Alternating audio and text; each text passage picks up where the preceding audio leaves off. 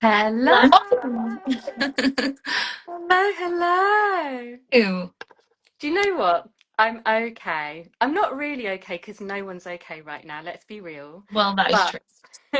so I just want to acknowledge that, right? Because we do live in the world that we live in, and we're doing this in the world that we're doing it at the time at that we are in.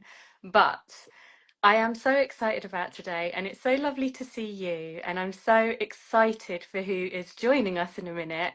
And I Yeah, just want to mention and welcome everybody to the chat. Thank you all for joining us today. It's amazing to have you here.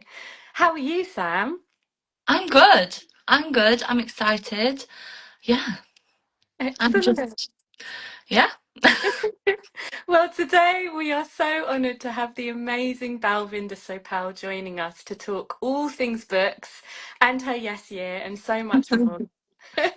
So thank you all for joining us for this Her chat as well. incredible yes year, shall we Her just say. incredible this year, yes, which I think we're probably part of. Maybe that's why she said yes to us. Maybe it is. So I wonder if she's ready to join us. I have sent the invite, so we shall see. Okay, she's on standby. So I don't really feel like I need to introduce her necessarily, but just in case there is somebody who's been living on Mars for the last few years. Balvinder, of course, we know mostly because she is the most incredible actress, performer, and now dancer who's been on our screens for a very, very long time. I had the honour of knowing her for many, many years. I think it's coming up to something like 10 years, 8 years, or something like that. Well, And she's a brilliant stage performer and radio performer too. But Bal also loves books. She really, really loves books. And that's why she set up Bal's Bookstagram. So that is why I think she was very interested in joining us for a chat today about all things books. yes, because we are book nerds, book slags, as we have established. If you haven't seen our other ones. Oh, Bal's definitely a book slag, for sure. I love it. I think she's with us. Hello, Yay. Bal! It worked. It Welcome! worked. How Hello. For are you. How are you? I'm all right. How are you guys? We're all right. We're very, Right. very happy to see you and to be here with you. What a mad week. But hey, everyone's here. Welcome. Oh, lovely. This is cool. I love this. Good. Well, you're very, very welcome, and we're so excited to have you here, Bao. There's so much to talk about, obviously, but I guess the main thing is, and we've introduced you already, we know what a brilliant performer you are, a great actress, and obviously dancer as well. But we also know that you're an absolute lover of books, which is why you set up Bao's Bookstagram. So, why don't we start there? Why don't you tell us a bit about your book journey? Was it something that started when you were young? What have books come to mean to you? No, actually, books were not something that I was into when I was really young. I'm just trying to sort out my light. Oh, okay, sort it I out. Get the lighting right. That's so need to get the important. light right. Is that a good light? I don't It's a know. great It looks light. like a Isn't good it great? light. Oh, that's a bit blue. You can see it in my eyes. Look. Um, no, so books. Basically, it's kind of a lot of things came together for me when I created Bookstagram. I actually in 20, I think it was 2017, went up to the Edinburgh Fringe Festival. I always wanted to perform up there. We did do one. Sorry, I've got a disco going on now. It's a rave. We've turned it into Oh a rave. my goodness. Sorry, I'm sorry if anyone's got like any. Well, I'm just going to leave it. It's orange. Okay. Um, Yeah, no. So in 2017, the thing is, I always wanted to go up to Edinburgh to be a part of the Fringe Festival, and that only ever happened once in my career. I went up with a theatre company called Commonwealth, and we did a show called Hourglass House, which was about domestic abuse, and it was site specific, and it was sort of a little bit out of town. So we weren't really in the centre of town. So we kind of felt like we missed out, kind of seeing shows and things like that. Anyway, every year I was like, I'm going to go up there. And the way that I can sustain being up there is to work. So I thought I'd try and find a job, either working box office or doing front of house, or, you know, something like that. That meant that I could stay up there, earn a bit of money, and go and watch loads of theatre shows. And I applied for a lot of jobs. Long story short, I was given the opportunity to be a part of the Edinburgh International Book Festival, which is something like 1,000 authors over the course of, I think, 2 or 3 weeks in 5 different locations. And I went as box office, but I was given an usher's role, so front of house, which I think is much better than box office, because it meant I got to sit in and listen to authors like Akala or Brian May, or who else did I listen to? Raja Shahada, some of the ladies from who wrote It's Not About the Burqa, you know, sort of really interesting kind of pioneering writers, you know, that were sort of changing the world in their way through story. And it changed my world. And I was like, this is incredible. I was just absorbed and kind of like sort of in and around lots of theories and ideas and philosophies. And, you know, I listened to a rabbi talk about religion. I listened to some lady who dabbled in a little bit of witchcraft talk about writing a little novello that started in her kitchen. You know, I can't remember the lady's name, but I thought, novellos, what are novellos? Like, they're just short stories. And I was like, oh my God, I can write a short story. That's amazing.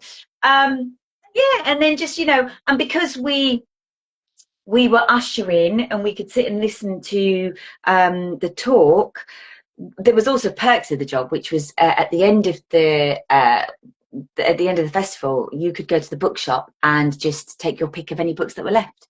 So, you know, as many as you could come. I think they might have whittled it down to 5 after a while, because there were like no books left for anybody. And yeah, and that's where it sort of started for me. And then I didn't really know about Bookstagram, but I knew that I wanted to review books. I knew that I wanted to talk about the books that I'd read and kind of encourage other people to read.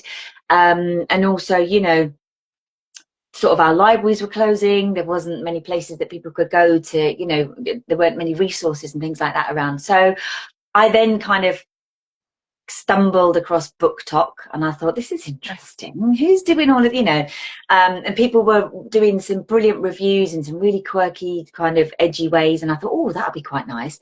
And then I came across Sam's Reads Books, and I thought, oh, there's this whole annotating business as well. What's all this about? You know, and I just kept watching and learning, and then I got COVID. Oh, and no. went, right, now's the time, if any. And it was also a way of moving or sort of distancing myself from the celebrity tag, because I found that quite difficult. I'm like, I'm just a normal person from Gillingham, you know, we go about our daily work, we work hard, we put, you know, money in the bank and enough to buy food and, you know, keep going. It's not about celebrity or fame or anything like that. That comes with it, and I'm not, you know, knocking it, but there was a part of me that felt I was losing an identity. I was losing who I was. And so I thought, right, I'm going to do this, and I'm going to call it Bal's Bookstagram, and I'm going to keep it so separate from anything else. I mean, yes, of course I'm an actor and I love talking about my work, but Lee Sopal is for that. Bal's Bookstagram is purely for books. And I know a lot of people used to get a little bit upset as well when I'd be like, please, can we keep it? I got somebody send me a message, go, all right, love, don't think you're so above your station that we can't talk about your work on your Bookstagram. And I was like, wow. Well, I just want to talk about books. I don't care about anything else. Wow. You know, so yeah. And so that's where it came from. And also, I just want to share stories. I just want to share stories. I want to hear what people are reading. And I've had some really good recommendations from the community that we've created on Bal's Bookstagram, which has made me feel so happy, because I'm like, people are engaging, and there is a real need for it, and a feed for it as well. You know, we're hungry for books, we're hungry for knowledge, we want to know what's outside of our small little world, and we want to try and change it. So that's where it all came from. long. Oh, it's fascinating. Amazing. But Yeah. I would have been going into that bookshop at the end with a suitcase. I have not been People able to did. stop. I would have People been. did. I would have been one of them. Yeah, yeah, yeah. I So, was, I mean, the thing is, because I was really new to it, you know, so I was like, oh, what do I even like? Like, yeah. what sort of reader am I? What sort of genre makes me get really, oh, this is what I want, you know? So I picked a few books up, and I can't remember the name of the first one. I think it was something like Captain something or other. He's a really famous writer, and he's written a few, and it's a really famous book, and it was about the Vietnamese War. Um, and I forget because I'm that bad. But it wasn't something that I really liked. I was like, this isn't not really my thing. Um, it was fiction, but it wasn't something that I liked. And then, you know, Akala was on, and I loved listening to him, and I've always loved listening to him. And he had written, you know, Ruins about class and race, I think it was, you know, which was a fascinating kind of autobiography, if you like, you know, but sort of looked at human condition and where you're born and raised, and how that kind of interplays into who you become as a human being. And yeah, and then of course, you know, all the other political writers that just have shaped kind of my understanding and empathy of the world that we live in today. Yeah, and fun. You know, I've picked up some fun books. Yeah. That's I guess. gorgeous. I think, Oh, go on, Sam. no, I guess my question is, where do you find the time to read, especially this year and especially last year? Where do you find the time? What is it that makes you think, yeah, no, I'm going to carve out some time to sit and read when there's so many other things to do? So that's a really interesting question, and I think I've got better at it because I've made it a ritual, and I think that's really key. Because I mean, avid readers can lose days in a book, can't you? And then, like, before you know it, you've got the housework to do, you've got scripts to read, you've got, you know, dances to learn, whatever. So I sort of, when I'd got COVID, I'd read the book in like 3 days, I think it was, because it was only a small book, and I really enjoyed what it did for me in the down moments. So I thought, I'm going to try and carve out time where, you know, we live this really fast paced kind of high, you know, sort of operating on high octane kind of levels, or whatever the words are. And I was like, I just need to find somewhere where it can all just slow down and I can just have a bit of time for me. And that manifested itself in a few different ways. One was taking my book that I was reading and going to the local cafe and just sitting there, ordering a coffee and reading a few pages, maybe a few chapters if I get through it. Another one would be, which was much more recent actually, Self-Care Thursdays, which sort of centered around me going to see a counsellor, bereavement counsellor, to deal with the death of my mum. And also that was really interesting because I was like, I'm at home and I'm sort of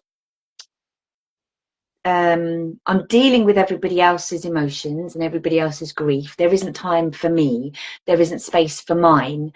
So I would book my appointment on a Thursday and I would go, okay, depending on where the appointment was, whether it was in the morning or the afternoon, whichever part of the day I was free, I would go and find a bookshop and I would buy a book, or I would sit in the cafe and I would read, and I would make time for that. And that was pure, unadulterated, guilt-free time for me to get back to me.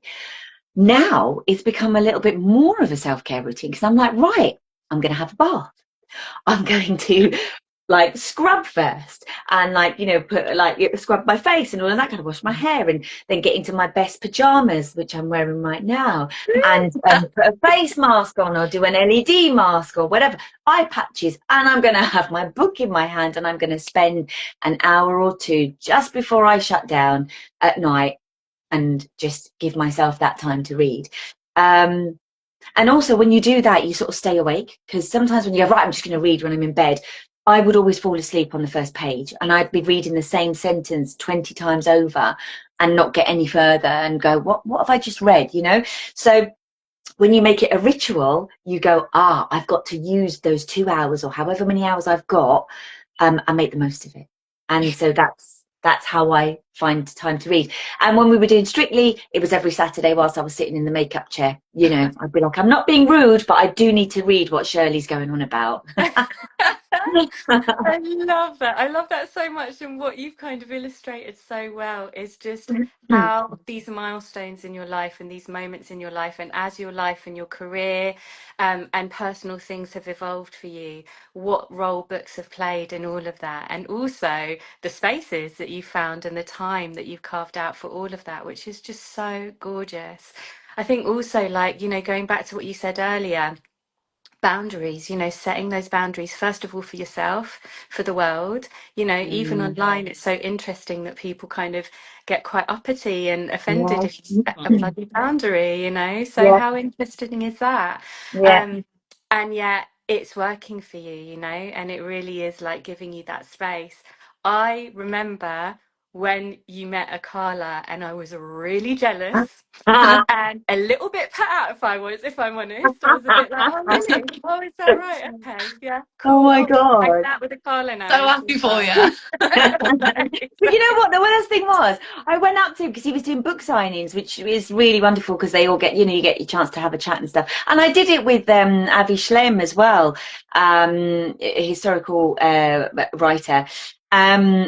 I sort of like you lose all sense of intelligence, or you know, kind of wanting to ask an intelligent question.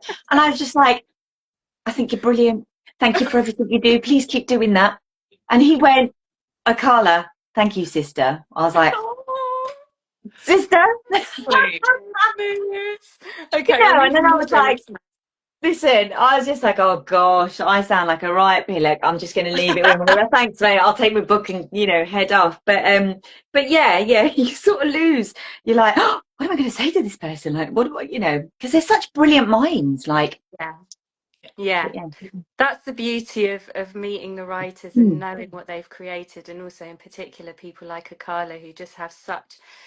So he's got the language for the times that we live in, and he does it in a way that nobody else quite does. And you've mentioned some other people as well, but I wonder if we can do a bit of a deep dive now into not just specific eras of your life and milestones, but the books that have kind of, you know, followed you along that way or marked those moments. And it's so hard, isn't it? It's like choosing a favorite child, but maybe there's a few that stand out over those years. So everybody knows that follows Bookstagram, Bal's Bookstagram, that The Alchemist is my all-time favourite. I've read it 101 times. I've read it, you know, sort of when I've been here at home, or I've taken it on holiday, or while I've been working or whatever. And every time I read it, I just find something else that speaks to me in the time that I'm at. When I picked it up the first time round, I was also recommended the is it the Celestine Prophecy? Celestine Prophecy, yeah. Celestine Prophecy, which I didn't like. Yeah. I didn't get it. And it, funnily enough, it came up in conversation at work last week, and I got a different perspective on it. But it's a similar kind of thing to, I think, what The Alchemist is about. And what I liked about The Alchemist was that this little boy goes on a journey, and like we all do, I mean, it's very simple, you know, we think the grass is greener, you know, we think that there's something better out there, but actually all your riches and all your dreams and all your gold is fulfilled right here in you, and that's it, you know. But you have to follow the clues, you have to push through your ego, and sort of, or meet your ego and go, oh yeah, okay, I should have just stayed, you know, whatever. And yeah, and so The Alchemist always reminds me of, yes, I must follow my dreams, but also I just have to be open. I don't have to run so far to find it, you know, because it's all here. And if we're just easy with ourselves and easy with each other, like, what we want will manifest. And so I love going back to The Alchemist of that, but also just as a story, like the way, you know, the way he travels the Andalusian sort of landscape and the women that he meets and the, you know, how the alchemist sort of becomes different people at different points of his life, and the tea merchant, like the crystal merchant. I love all of that stuff up in the mountains. I can feel it, I can hear it, I can smell it, and I'm like, oh, I want to be there, like, you know, I want to be there. I want to go up to the top of the mountain. I want to have tea in those crystal glasses. Like, how wonderful. But also just how we can touch each other's lives and make people realize whether we fulfilled our dreams or not, and spur people on to do something, or, you know, whether they realize in that moment it's just too late now to do something. I don't know. Like, there's just something really big about it. So I will always go back to the Alchemist. And I read that when I probably one of the first books that I read. And Wow. so it's funny that I keep coming back to it, you know, and I'm like, it's been a long while since I started reading. But this is the thing, when you read more, your connection with books and characters and the way a book is written is totally different. You're not just reading, you're literally immersing yourself and walking the steps of these people. And potentially that's one of the reasons why you pick up a book, because Absolutely. you want 100%. to go somewhere different, right? What's that quote? Oh gosh, I can't even remember it, but it's something like you can travel 1,000 worlds just from your armchair, you know, with one book, like, or however many books you like. So it's all of that kind of stuff. And then another book that really touches my heart is The Beekeeper of Aleppo by Christy Lefteri. I don't have it here. I think I lent it to somebody. But that's so pertinent of today as well, like this whole conversation about migrants. I mean, there's just so much to it. And it every single time I've read it, I have bawled my eyes out. And she's such a beautiful writer, you know. And the fact that you start it with Noor being blind, and just how she finds her journey through the trauma of being blind, or, you know, the trauma of war in their country, and how she moves through that, and her relationship with her husband, and, you know, and little quirks like the characters that they meet in this asylum home, you know, the guy that goes geezer, yes, geezer, like that's become a thing now. Every time I greet, you know, some friends of mine were like geezer. It's just, you know, and so I'm transported right back there. And funnily enough, I went to watch a show at Leeds Playhouse. It was The Beekeeper of Aleppo, like their version of it, and it just didn't touch the soul the way the book did. It looked beautiful, but I was like, you've missed key moments. Yeah. You've Yeah. you've essentially whitewashed it, like, if Yeah. for of a better word, like, you know, they just sort of skimmed past some of the deeper traumatic experiences of, you know, those journeys that people make across such treacherous terrain. Yeah, and yeah. So those two are my all-time favorites. What else is there? There's so many. Like, I love um the Before the Coffee Gets Cold Yeah. series. You know, these guys. Gorgeous. Yeah, beautiful. Got my tabs there, look. I love it. I've got all of Very them. proud. I know. Before the Coffee Gets Cold, I also had to buy, it's a signed copy. Wow. Yeah, and it's hardback because it wasn't in hardback when it was first issued. So, like, you know, but Gorgeous. again, like these, it's like they're translated. So you would think that you would, you know, like things would be lost in translation. But I just find that Japanese fiction or Japanese literature goes deeper than any literature I've ever read. There are 1,000 words for like a feeling, which is so brilliant, isn't it? Because it's not limited. Then you go, "Oh, yeah, I understand that, and I get that, and I get that, and I feel all of it all in one go." Like, I mean, it's amazing. If you can do that as a writer, I mean, you're pretty extraordinary, aren't you, as a human being? What else? Absolutely. I don't know. Maybe you might want to ask me another question because it's I like, mean, that's loads and that's amazing. And it's such a beautiful kind of selection. It really, all three of those books are so vast and so profound in different yeah, ways. And they're so different and yet they're so similar. You know, they speak yeah, to life and philosophy and your attitude to life and your approach to life and the hardships of life, and also, you know, just experiences just beyond what we very privileged people can have. And not only do you walk miles, but you also walk in someone else's shoes, don't you, when you right, read? And yeah, that's probably one of the most important things about books, you know, is exactly that, you know, especially in these times. yeah, Um, yeah. But also, yeah. it just ignites your imagination. Like, even if, like, I do believe books are a tool for how we live today, but also, how lovely to just be able to just sit in a story and enjoy it for what it is. Like, feel it, hear those sounds, smell the sounds of, you know, being wherever the book is set, you know, in Spain or, I don't know, in Syria. Um, like, just for the sheer hell of being transported somewhere else. You know, of course we're going to learn something because that's what books do.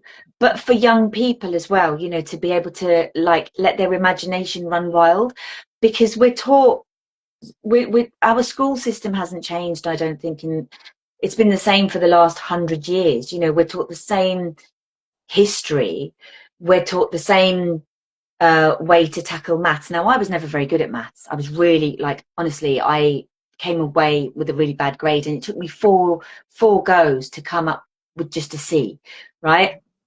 But I know for a fact that if somebody had made maths creative and fun, and taught it to me like traveling, like I was moving, you know, because all I've got to do is get from A to B, but there are 101 different directions I could take. That's the number of numbers, you know. And it's just like, do you know what I mean? Like, if they made it like imaginative, I mean, I'd be a mathematician, you Yeah. know. Yeah, but also relevant, not just, you know, imaginative, but relevant to real Yeah, life or real situations, I right? can't yeah, agree more though, because I see on Instagram like reels of how they teach it now, and I'm like, wow, if I knew that, I'd have been an A star. Yeah, right, yeah, Like, exactly. I wouldn't have had Yeah, an issue. yeah. yeah. I fell 100%. asleep in maths class once. The teacher, I had to get somebody to nudge me to wake me up. I was like, so sorry, sir. So I please fell don't give me asleep detention. in my geography GCSE. So Right. Oh. In the GCSE. Oh my I gosh. got a C. I got a C. It's Well fine. done. You did well. Wow, that's impressive. So you narrated an audiobook. I did. As a book lover, what is that like? Because that must be like a surreal feeling in any way. And would Yeah. you like to do it again? I'd love to. I would love to do loads more audiobooks. Because I'm a lover of radio anyway. So I did Silver Street for 7 years, and just what power the voice holds. Because that's another thing, is when you read, you're reading in the voices of the characters, aren't you? You're the narrator, and then you've got all these voices living inside you for all these people. So yeah, I mean, it was hard work. You know, it was my first one. I didn't know how it worked, and also it was on an iPad. So if you know, you went wrong or you tapped something, that you know, your page would jump, and I'd be like, oh, sorry, can we start again? But the beauty of it is that you could stop and start again. And then when I listened back to it, like, firstly they sent me the book, and I was like, my God, I've never heard anything like this. It's amazing. Like, it's brilliant. It was so unexpected, riveting. And I got to the end and I was like, what just happened? And when I went back and read it, I read it 3 times, went back and I was like, oh, of course the clues are all there. Like the Mhm. skull and like the stories and like the food. And I was like, oh my God, this is mad. The And I skull is loved the it. one that sticks out to me The every skull. time. Yeah, yeah. It's crackers. And And I was like, oh my gosh, I have to do this. And so the thing is with me, if there's something that I really love doing, I give it 100 and 1,000%. You know, it just, I put my whole heart and soul into it. And so I loved it for that very reason. It was hard, but I loved it. And then when I listened to the finished product, I was like, this sounds good. Like, Yeah. I like it. And I would love to, you know, why not? Like, Yeah. why not? It's funny though, you know, because I'm not very good listening to audiobooks. Mm. Yeah. Really? Yeah. I would rather read it myself than listen to somebody read to me. Yeah. And I've listened to a couple and I just can't get on board. And I think I was really put off by what was the name of the book? Something The Art of The subtle art of not giving a fuck. Not Giving a Fuck. That's the one. Yeah. Yeah, yeah, yeah. The guy just annoyed me. He read his own book. Um and he just like the thing is like you don't need to put on such a voice, you Yeah. know, and already it was really twee kind of nasally sort of high-pitched American. And then when he's doing like when he's becoming a woman, it was like it was so. Why are you talking to me like that? I'm like, why are you doing that? Just speak normally, like in the accent. It's like, you know, there's no need to put on such a an exaggerated, almost farcical voice for a woman. I thought this Yeah. is an insult, actually. And I'm not somebody to be offended easily. I couldn't give two hoots, to be honest with you, but that was really offensive. And it's a self-help book. I was like, I'm angry. You're not helping me calm down. The You got irony. in a rage. Yeah, I was like, stop now. But so and then I'm recently somebody recommended listening to The Silk Road Mm. by Peter something or other. Um, I have that. It's quite dense, Mm. and there's a lot of information. Yeah. It kind of reads like a podcast, so that's not too bad because it's informative, as opposed to a narrative. Do you know, like, so that sort of works. But yeah, I really have to be in the mood for Mhm. an audiobook, and I haven't yet found one that I really liked. Although I did, there was one that Jeremy Irons did. I put it on my Instagram. Mm. I can't Well, remember what I can have a look. anything Jeremy Irons does is worth Anything. listening to. It's so interesting Yeah. what you said. I mean, we had the absolute honour of having Aisha Manazir We did. Siddiqui on our first season. Yeah. So Oh, if she's excellent. anybody, she really, really is. I mean, it was such a brilliant conversation. And if Yeah. anyone missed it, please go to our YouTube channel and watch it because she really is so special. The book is absolutely brilliant. And of course, the audio version is brilliant. Val, Incredible. you touched on something that's really important that I feel strongly about as well, which is audiobooks that's so accessible. And one of the things that we say all the time here on Putting the World to Rights is that there's no snobbery and there's no right or wrong way to read a book, just read. And it's so lovely to hear your journey because it's so current. You know, it's as an adult that you've really discovered books and reading. And I think, you know, for everyone watching, that's so encouraging and heartening, but also that there was a bit of trial and error. You know, you pick things up you like, you try Yeah. things you don't like, you put them down, and you know, you figure out what your taste is. And it's the same with audiobooks as well, because I think the problem with that is, as you've said, someone's interpreting it in their own way, and it might Yeah. not be the voice that you would have in your head or the accent that you would have in your head. And it can either be even more like broadening or Yeah. just annoying and off-putting. Yeah. Yeah. So 100%. that's the other thing Yeah. as well. And I think maybe that ties in a little bit with like just those kind of conversations that you must be having in your community. Like you touched on it before and how much it means to you. But could you tell us a bit more about the Bookstagram community and how it's grown and what it means to you and what you've got from it and what people have got from it from you?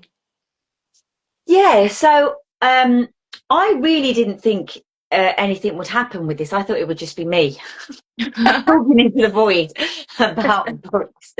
And I was like, even that is okay, you know, because I hold myself accountable to the books that I read, because that was also the thing. I'd set up a Goodreads account and I was like, this is a good way of holding yourself accountable for the challenges that you set aside for yourself. And I think a lot of people came because of EastEnders. I also think those people have left, which is grand, which is There's great. been enough Because gossip. that's the point of it, you know? It's like it wasn't about the show, it wasn't about the work, it was about books. And I think the people that are really interested in books and the books that I read have stayed. And then, you know, I think because we'd shared something on my Lee Sopal Instagram, more people came from there because Strictly had, you know, kind of helped a little bit and all that sort of stuff. But yeah, so more people have come over and they're avid readers. And Yeah. so I'm seeing what they're reading and going, that looks really good. And also I'm on, like I say, I'm on Goodreads. And I can see, you know, people request to follow you. So I go, yes, that's okay. And I can see what other people are reading. And I'm like, that sounds brilliant. And there's another, like people send me messages of the books that they've read and that they think that I should read. And I love that because I go, it's not something I would ordinarily pick up, you know. There is a follower called Helen who has a to be read list, like to be read, like it's longer than her arm. But she's sifting through and she sends me messages all the time, and a proper breakdown of what it's about and how she felt reading it, which I think, you know, is great. I mean, I don't always respond. I don't always get the chance to respond, but I do read what people send me and I'm like, that's really cool. And so, you know, some of the things I've popped down on my list from Helen and from other people as well, you know. And I think, Sam, you sent me quite, you know, you gave me a nice bumper of books, and I've just Yeah. finished reading I Who Have Never Known Men. Oof. And how was that experience? Okay, let's be honest about that one. So when I started it, I was like, don't feel anything here. I don't really understand this. No, I didn't understand it. I was a bit like, okay. It just wasn't doing anything for me. And then I think I even put up on here, like, am I wrong for feeling this way? And this is what's really brilliant, is that you can pose a question like that and the community come back and go, no, it's your experience. I felt this, but you absolutely can feel whatever you want to, because also it's subjective. Our relationship with reading and the books we read is subjective. And just because I love something like The Alchemist, it doesn't mean that you're going to, and nor should you just because I like it. You know, and so people are like, it's all right, it's cool. If it's not for you, it's not for you. And then they escape. And then I was hooked. So halfway through the book, I gave, you know, halfway through the book, I was like, okay, I need to keep reading. I need to know what's happening. And yeah, it's bleak. And I, you know, the question still sits with me, and it's probably, I don't know, it's gonna, like, I'm gonna get crucified. Were they better off in captivity or free? I don't know. Is that the point? Is that the point of the book, to, you know, Yeah, create such a difficult question in your mind? yeah, With no because there easy was answer. exactly right. But also, like, everything that she uncovers or they uncover and then she does herself, it's like there's no life anywhere. And And even where by did the end, you have no idea. you have no idea, where did the guards go? How did they? Yeah, Oh my God! And how incredibly smart to count time just from the beats of her heart, isn't it? like 72 beats per minute, and then to work out it must be daytime now, it must be nighttime now, it must be lunchtime now, it must be evening meal time now. They left 11 minutes. It's been 11 minutes before we left. Yeah. And And bear in mind, for anyone that hasn't read it, that's not just for a day. That is for years. yeah, incredible. But also that she knew nothing of that before and then is able, but then also you sort of go, you know, the human spirit, like, oh my God, the human spirit. Yeah, Yeah, absolutely. I was really, really moved, disturbed by it. You know what I mean? And I don't know how to review it. I don't know what to write about it. I don't know what I want to say about it because it's so big. There's so much to say. There's so much I'm feeling. And I mean, I'm looking at it when it's just sat there on my bed. It's brilliant. I don't know if I need to read it again or I don't know. I'm sort of thinking about it. But, other people have read it and, it crushed them and they had a real sort of feeling about it. Which is lovely to hear. And then also a similar thing happened with the Seven Husbands of Evelyn Hugo, which I love. And I gave my friend's daughter, who turned 18 on the 25th of January, a copy. And she said, "Why have you given me this book?" I went, "Well, because I really enjoyed the glitz and glamour of 1950s Hollywood and also the scandal." And she went, "Is it because there's a lesbian storyline through it?" I went, "Yeah, that too." And I Yeah. said, "But listen, I read it and I found it very helpful for Suki." So, she was like, "No, I've heard lots about it." And she wanted to read it. So I was like, "Oh, great." But yeah, no, I loved that. I loved that. I cried at that as well, because again, here we are, you know, there's an outward personality and then there's a concealment of who you really are and how difficult it is to move in those circles and not be authentic and how that slowly catches up with you. And, though the end was a little bit strange, I thought, I don't know why that didn't feel quite authentic in the world that, it had been created. Anybody that wants to read it, go ahead and read it and then come back and tell me what you think. But no, so I love the fact that we can communicate with each other on Bal's Bookstagram, and everybody has a different opinion about the books that are recommended. The other day I saw, because obviously I've been speaking about Bookish, which has stolen my heart. And we were at TV Choice Awards last night, and I met someone that was on the production team, and I said, "Series 3, please." Yes. Amazing. But I mean, look, it's a long shot. You can put it out there. And I was talking to her about it, and we spoke in great detail about that series. Unbelievable. And some people have watched it, and they were talking about it in the comments under the post, and I thought, I love this. I love that everybody can just chime in and say what they feel, and there's no hostility, there's no like disagreement. It's all open for conversation. And I love that is what Bal's Bookstagram has done for people and for me. Beautiful, so beautiful. And you've touched on Suki, you've touched on dancing, on Strictly, you've touched on the heartbreak of losing your mum, and you've been very open about the fact that this has been your yes year. And we're very, very honoured to be part of that. But I wonder if you can just tell us more about that and just, beyond Bookstagram and beyond the books as well, and maybe it all ties in, as you said. What has this yes year been like for you?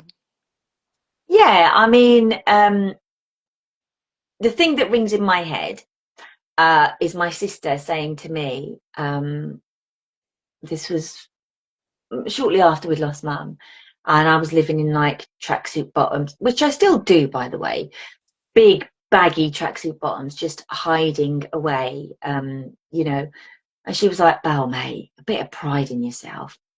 And I was like, "What do you mean? We've just lost mum, like what the fuck?" And she went, "I know." She said, "But mum wouldn't want you to be like that. Like, seriously, Belle, sort yourself out." And I'd said no to everything. I'd said no to interviews. I didn't want to go to any premieres, like for shows or, kind of films or anything.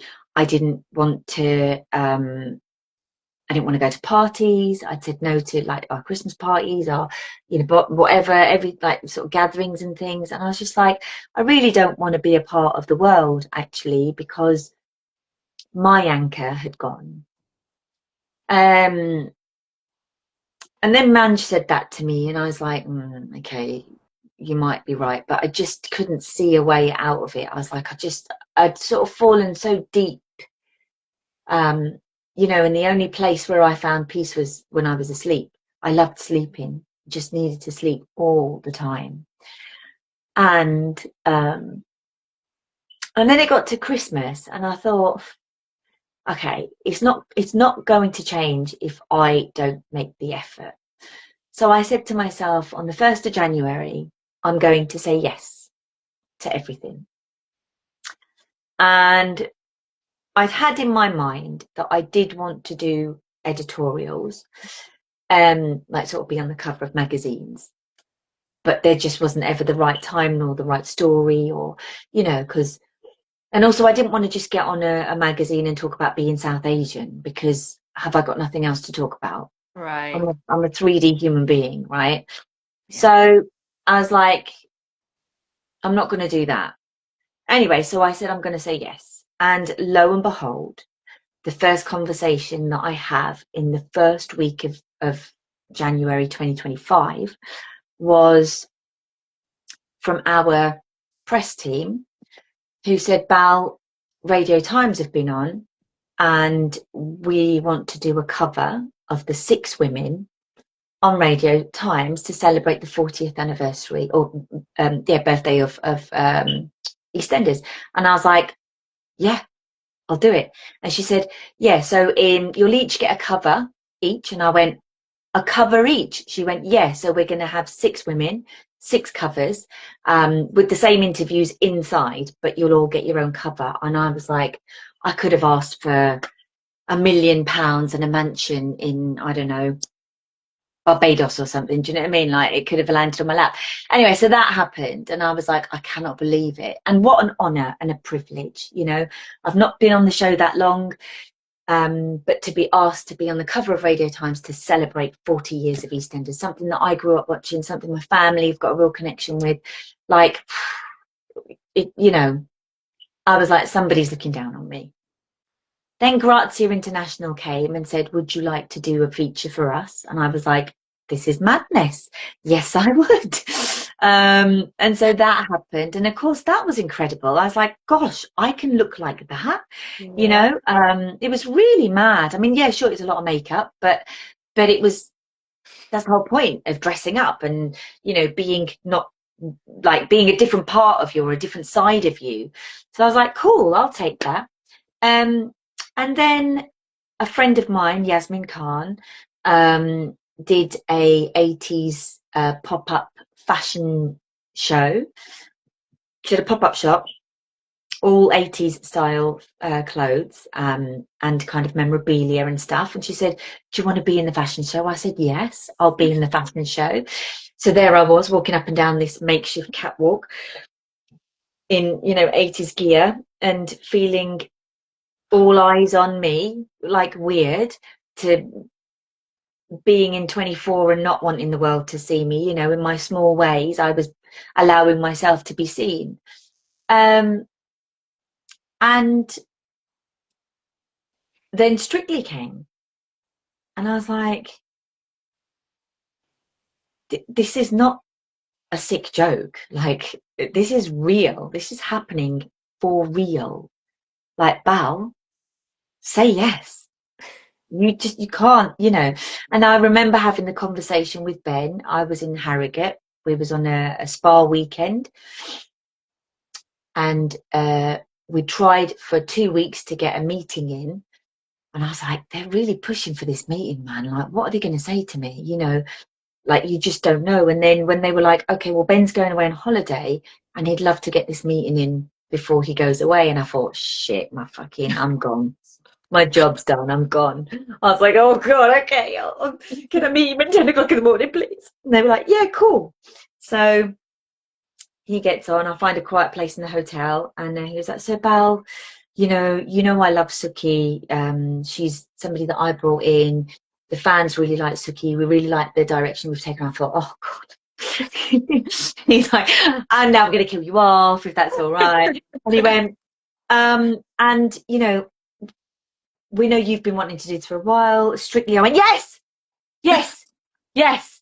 And he went, okay, I'll get on to Jasmine and I'll see. And I was like, that. He went, yeah. I was going to ask you if you wanted to do it. Bit his hand up. I was like, yes, of course. And then, yeah, I was on cloud nine for the rest of that weekend. And then everything was just so, like, my feet just didn't touch the ground. I was like, this is unbelievable, unbelievable. And then when I went to Strictly, and this was for when we did the introduction, so my blue dress, they were like, so Bal, what are you thinking about makeup and stuff, and costumes and things? And I went, oh, I don't know really, what do you think? And they were like, look, there's no point coming to Strictly if you're not going to go the full way. That's wigs, costume, makeup. It's up to you how much you want, how much you don't want, and I went, I'll go the full way, thanks. So I was like, I've got to say yes, Yeah. and so that's why you saw the most incredible transformation and the best makeup and costume for us to be able to tell our stories that we did on that dance floor. Like, it couldn't have gone better. It just couldn't have gone better. And because I was open, and because I went in with an open heart, not expecting anything, just to be dancing, which we did more times than anybody on that show, we literally had the full experience. Yeah, absolutely. Hats off. We, we killed it, and we took it for every bit of joy and happiness it could bring. And I've said it before, it felt like it was a proper healing. Like I felt like I was being healed through that whole experience. I felt joy every single time I woke up in the morning. I felt my mum beside me. I heard her all the time. I saw her when I watched back some of the dances. I'm like, that's not me, that's mum. Like, look at my face. Like, I look like my even brothers and sisters, like, look like mum, Bal. Like, wow. And more so than any one of us has ever done. And numbers were really special, number 7 and 4 are really special numbers for us. And they just kept popping up. They just kept popping up. We were on number 7, we were on number 4, we were number 7 in the order, we're number 4. One of Jules's t-shirts that he wears for, I think it's football or something that he does in Australia, is number 7. He wears the number 7 shirt. And my birthday's on the 4th of December. My mum really loved the number 4 because she's got 4 children. It was just so brilliant. And then when we did our couple's choice as well, which was so profound for us, as I was talking, I think it was a couple's choice, there was something in my eyelash and I was trying to remove it, and then one of the dancers, I think it was Lauren, removed it, and she went, oh, it's a white feather. And I remember Jules and I walking upstairs, and I was like, I said my mum was here. And even he burst into tears. He was like, Bal, like, I really do believe she was. So there were some really, like, inexplainable, profound moments that were not coincidence. Yeah. They were meant to happen. Yeah. I was meant to be on this Strictly Come Dancing. Yeah. I was meant to do my Argentine tango in Blackpool and not have an elimination that week. Yes. Like I couldn't have asked for it to go any better. I know that sounds crazy because we were in the dance off for 6 times, but even that, we But smashed you a got to record. experience it more. Exactly. You So yeah, danced yeah. more. And I got So to dance. I got to dance. I did and I was quite sad actually that we didn't get to do the Argentine nor the Viennese waltz twice, because I was like, I'd have loved to have done them again actually. But yeah, mad. absolutely amazing. Absolutely beautiful, Belle. Thank you for sharing that. I'm trying not to cry and get too emotional, but Same, right? magical and beautiful. What do you think, Sam? Is it time for our quick fire round? I think it is, but I also want to say, have you noticed yet? Ed Sheeran's Sapphire has gone platinum last January, and I'm not saying that you deserve royalties, but I think you should I think you should be DMing Imagine. him. I'll get on to my manager, shall I? I think you should, because I Oh, don't that's think it's a funny. coincidence. I That's so think that's funny. called the Belle effect. Might be, Nina. And that's another thing, we saw butterflies everywhere. Oh, Vito and Ellie did they did their waltz, which was so beautiful. And I noticed she had a butterfly here, a blue butterfly, and Vito was wearing a pink one on his jacket. And then when we did it for real, because I didn't notice it in the dress rehearsal, but when we were doing it for real, they were in front of us, and I went, "She's got butterflies in her hair." And oh, then the butterflies came from the ground, like from the ceiling, like from the sky. They fluttered down, and Vito gave me one at the end of the day because I'd spoken to him about everything, and he was like, "Look, our loved ones are all around us. They're always with us." And funnily enough, I'm reading another book called Signs, which is all about that. I just started it today. I just read a little bit to my dad, but yeah, and so he's given me a little butterfly, a blue one as well. Like, oh my goodness. Oh, it's that just is crazy. gorgeous. That So done much. had me sobbing. I was Yeah. sobbing like a baby. Yeah, Yeah, I yeah. think there was a lot of sobbing going on in I the love sobbing. Team Valiant camp throughout that time. It got to the point where my partner was like ready with a Kleenex. He was like, "Okay, here we go. It's time." She's gonna go off again. Here's a bucket. And I do remember, and I know, Sam, you were the same. Every time you came on, I was like, "There she is! Go on, girl! Go for it, girl! Smash it! It's not enough! Give her tens! Tens!" We I never think got a ten. my neighbours hated me come Saturday. They were like, shut up. Oh, it's so nice to hear, man. It's really Yeah. lovely to hear. Yeah, well, that will, and we weren't the only ones. As you Uh, know, the entire nation was Team Ballion for sure. And just the love that was directed at you, Bao, you just deserve it 100-fold. And it's been beautiful to witness. Beautiful. and Thank every you. year should be a yes year. Yes, I think we should all say yes. I think we should just walk with our open hearts, like genuinely. You know, the way the world is right now, it feels like we really have got to plunge it with love. Like, honestly, we just have to. So, 100%. And thank you for bringing up that up, Belle, because, again, one of the reasons why I love you so much is that you are so vocal about the world that we live in, the things that you care about. You are unapologetic about how you use your platform to raise awareness, and you're always on the side of those who are the most disempowered, the most oppressed.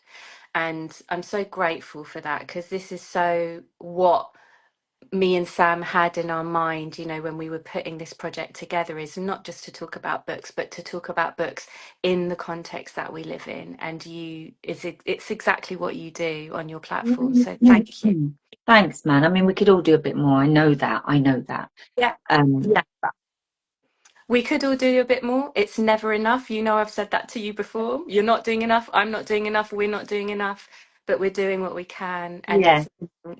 it has that butterfly effect, doesn't it? Yeah. Hopefully. Yeah. Right. Let's end on our quick So fire that, round. Are you ready? are you ready, Belle? I don't know what's going to happen. Oh my gosh! Can I get out of jail free card? Of course you can. You can veto any of these. You know that. Okay. Hey, yep. When Sam, go for Hardback, it. hardback or paperback? Hardback. Ooh, spicy. Audio book or physical book? Physical book. Ebook or physical book? Physical book. Loan a book or buy a book?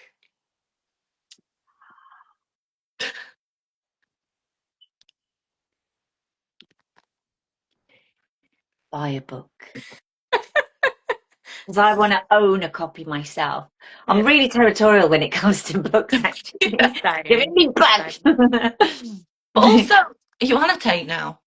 Yeah. Yeah, Take that with a exactly. borrowed book. Well, no, I mean, you can. I have lent people books with my annotating tabs on there, and that's kind of an experience for the other reader. One book on the go or multiple? Oh, multiple if I can manage it.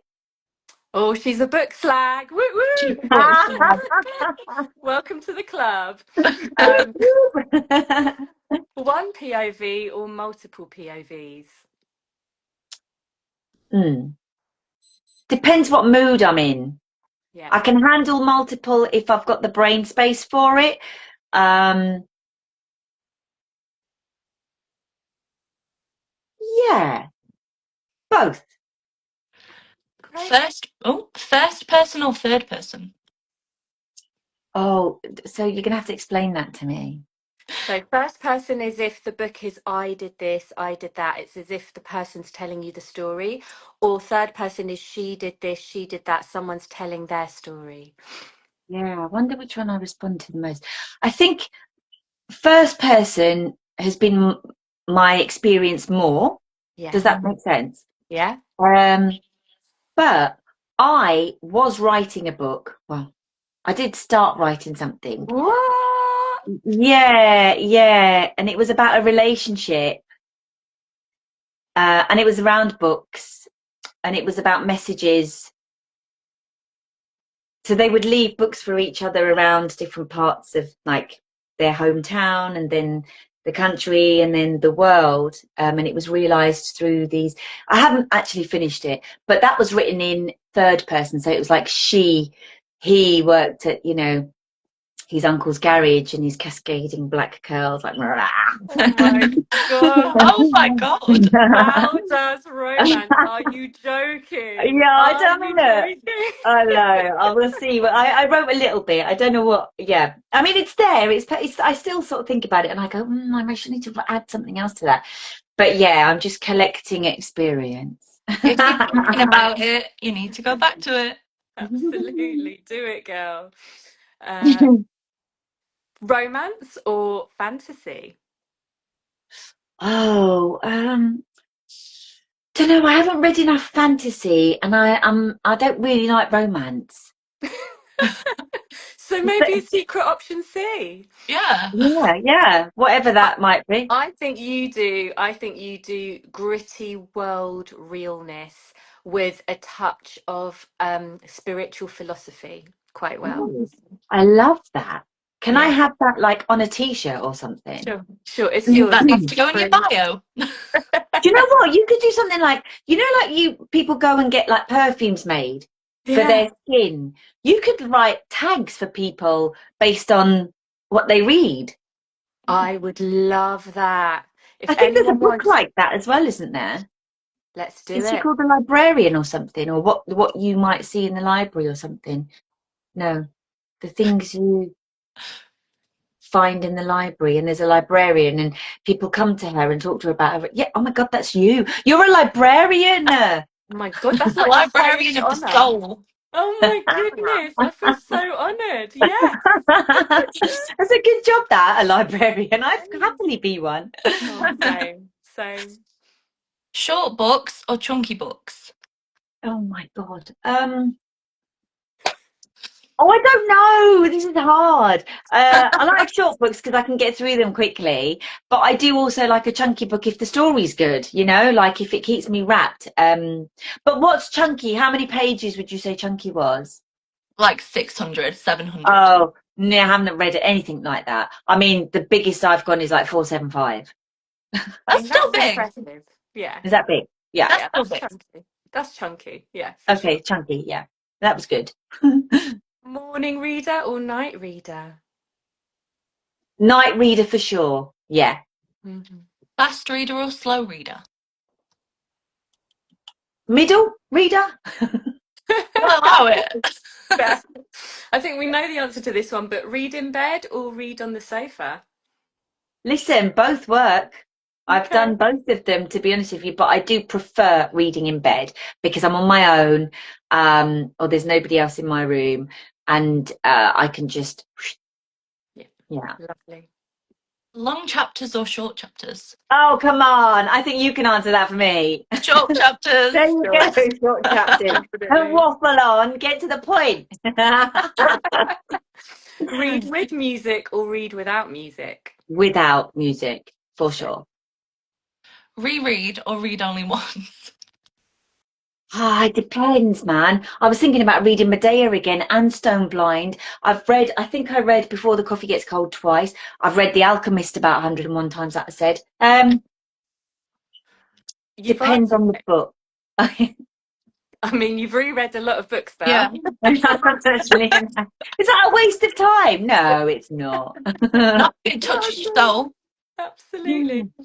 Series or standalone?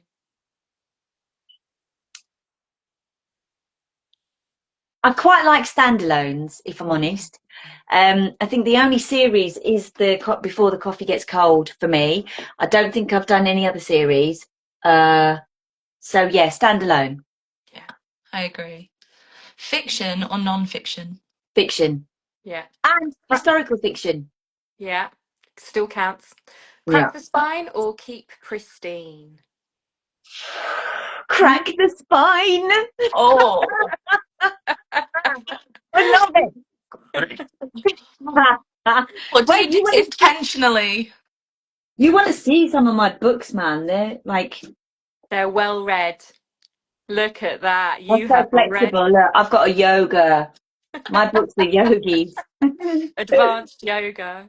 Yeah, advanced yoga, the Oh Pilates. man, that book has Reformer. no spine left. Annotate or keep clean? Annotate, since Yes, I girls. now know how to do it. And it's brilliant. It's so useful. Like, because the thing is, sometimes you see stuff and you're like, I'll just underline it. Like, no, you can't underline a book. I mean, you can, but it makes it a bit messy, you know? So I'm like, no, I will just, though I have written in the margins of books. Oh, Mm. I love that. But yeah. Brilliant. Makes it so much more personalised. I love it.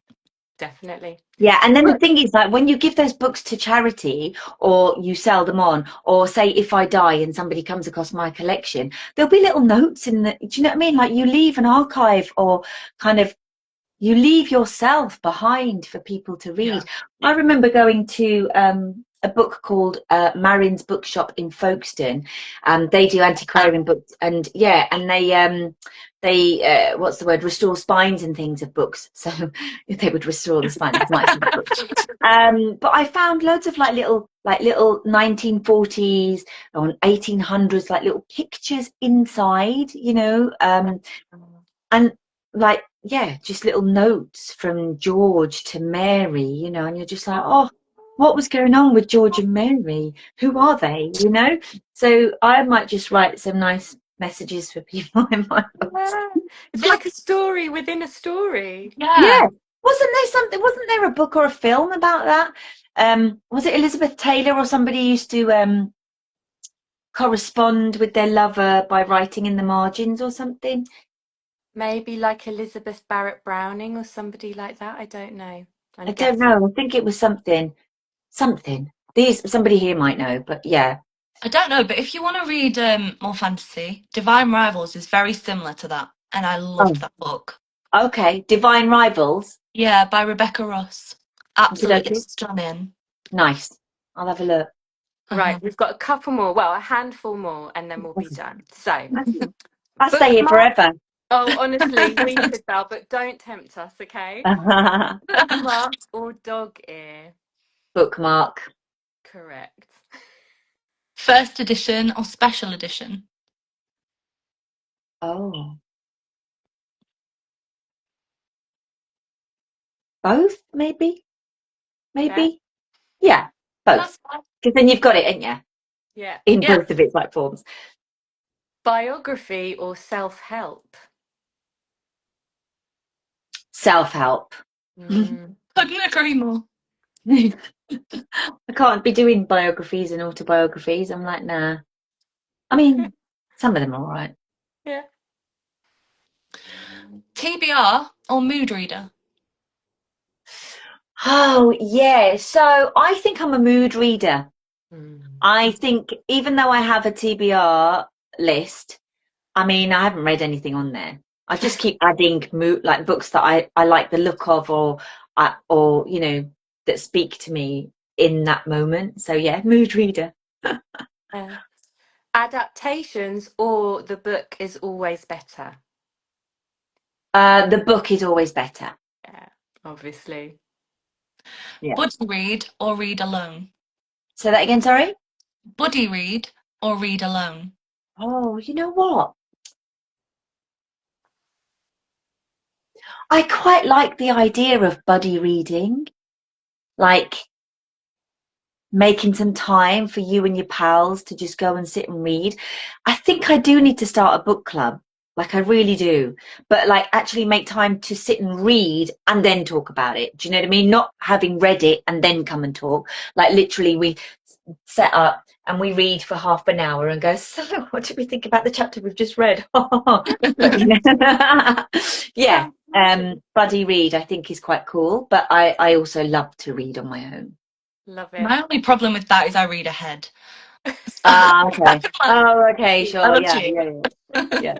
Well, I say we only escape, get to this point, and then when you've got to that point, you can either go get a coffee and wait for everybody else.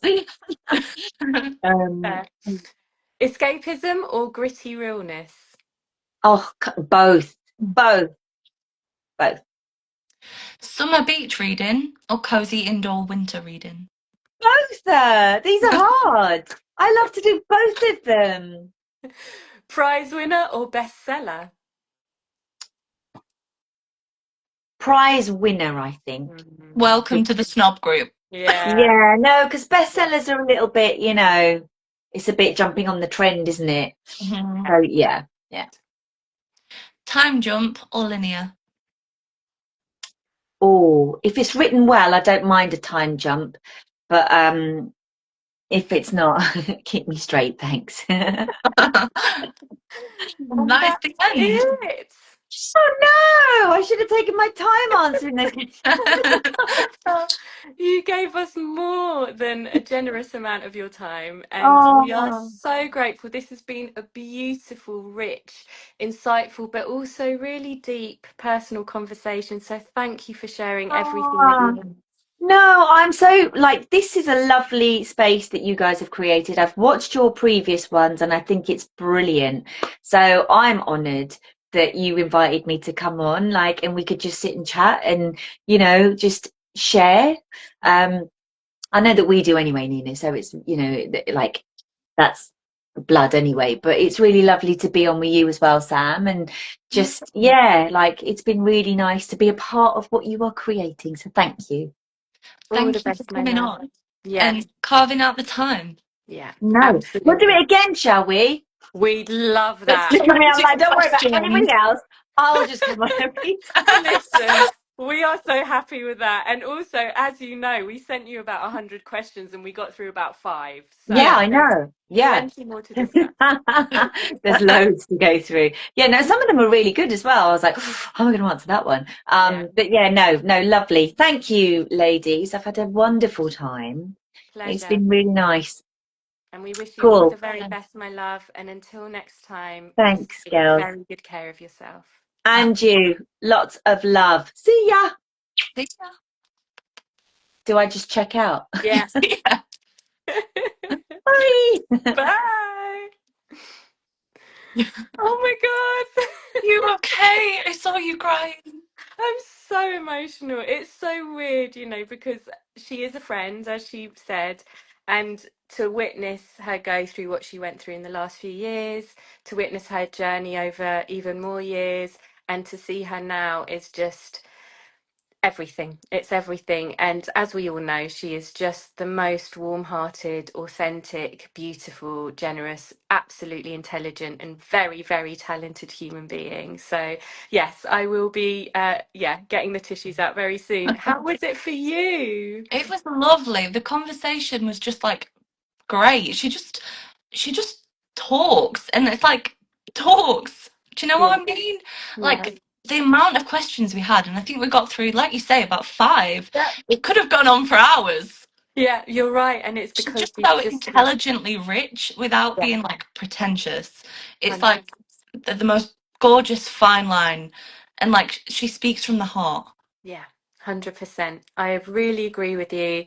There's no snobbery. It's Yeah. so accessible, it's so inclusive. And it was just another absolute corker. So thank you, Absolutely. Sam. Now, next week, we have Go on. another amazing guest. This is a woman called ML Sevink, and she is, again, a beautiful friend, but also an absolute book lover. Definitely a book slag. She is an aspiring writer herself. She's just completed her first novel, which is amazing. And she runs a book club. So, something a bit different to the other guests that we've had, and I think probably following on perfectly from Bal, who's created her Bookstagram. Mhm. So, please join us next week. I think it's Thursday next week, but we'll put up all the information. And of course, if you've missed any of our previous conversations, go to our YouTube channel. Putting the world to rights. And it Yeah. is in the link of our Instagram. Yeah. Yeah.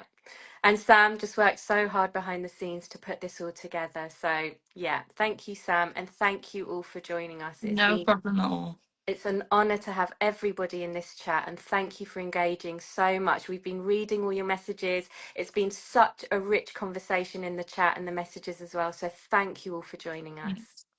Thank you for keep coming back. Yeah, lots of love, everybody. See you next week. See you next week. Bye.